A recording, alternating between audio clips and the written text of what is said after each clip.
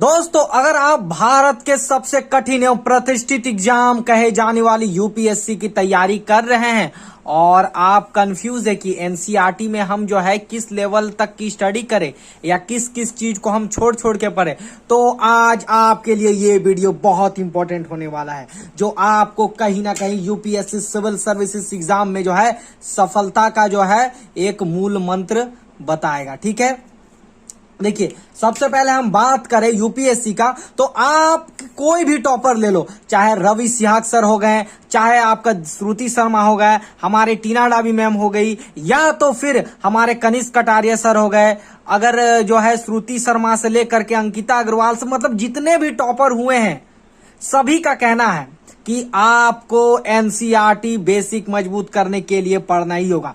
क्योंकि एनसीईआरटी इसलिए मजबूत करना है हमें, देखिए एनसीईआरटी को पढ़ना किस लिए, क्योंकि जब प्री में जो क्वेश्चन पूछते हैं ना, वो क्या होता है आप सुनिए। प्री में क्वेश्चन जो है स्टैटिक टाइप से उतना नहीं पूछा जाता कि डायरेक्ट नहीं पूछा जाता कि ये कहां था, घुमा के पूछा जाता है। तो ये घुमा के पूछा जाएगा, इसका मतलब आपको थोड़ा बेसिक नॉलेज होना चाहिए, तभी ना आप एनसीईआरटी से बेसिक लोगे, तभी ना आप क्वेश्चन को केयरफुली पढ़ पाओगे और उससे आप उसको छाट पाओगे। ठीक है, तो यही बात होता है। मगर सबसे पहले ये जान लेना भी जरूरी है कि हमें क्या क्या पढ़ना है, ये भी हमें जो है समझना जरूरी है। देखिए आप जो है, अगर आपका स्ट्रीम आर्ट्स से रहा है, यानी कि आर्ट्स चैप्टर से आपने पढ़ाई करा है, तो आप जो है 8 क्लास से लेकर के जो है 12 तक की एनसीईआरटी पढ़ सकते हो। अगर आपका साइंस स्ट्रीम रहा है, तब आप कोशिश करो बाबू 6 से लेकर के 12 तक का तो एनसीईआरटी आपको पढ़ना ही होगा। ठीक है, क्योंकि देखो 8 से जो है हमारा जो है स्टार्ट हो जाता है, जो है मतलब कि एडवांस, थोड़ा सा एडवांस स्टार्ट हो जाता है। बाकी 11th 12th जो होता है वो कहीं ना कहीं बहुत इंपॉर्टेंट होता है। और सबसे इंपॉर्टेंट है,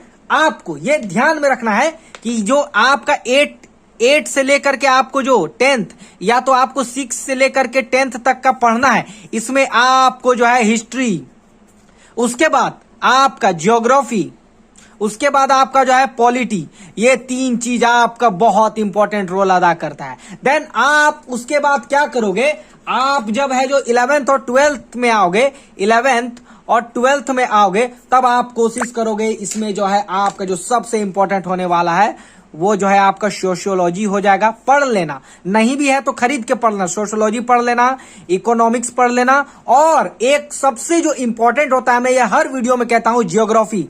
ज्योग्राफी 11 12 का अगर आपने नहीं पढ़ा तो कहीं ना कहीं आपका यूपीएससी में सिलेक्शन होने का चांस कम हो जाता है। तो आप इतना करो, प्लस सबसे जो इंपॉर्टेंट है, इसको तो पढ़ोगे ही पढ़ोगे, साथ ही आपको एडवांस बुक भी अपने हिसाब से पढ़ना है। एक चैप्टर मान के चलो, एक चैप्टर 11 का हिस्ट्री का पढ़ लिया, तो एक चैप्टर आपका एडवांस का पढ़ना ही होगा। साथ ही आपको जो है नोट्स भी बनाते चलना होगा, क्योंकि देखो जब आप पूरा पढ़ लोगे उसके बाद आप कंफ्यूज हो जाओगे कि नोट्स कहां से बनाएंगे। तो आप साथ ही साथ नोट्स बनाते चलो, तो आपको कहीं ना कहीं बेटर होगा। गाइस, वीडियो पसंद आती है तो एक लाइक जरूर करना और अपने फ्रेंड्स में शेयर कर लेना। तो गाइस चलिए मिलते हैं नेक्स्ट वीडियो में।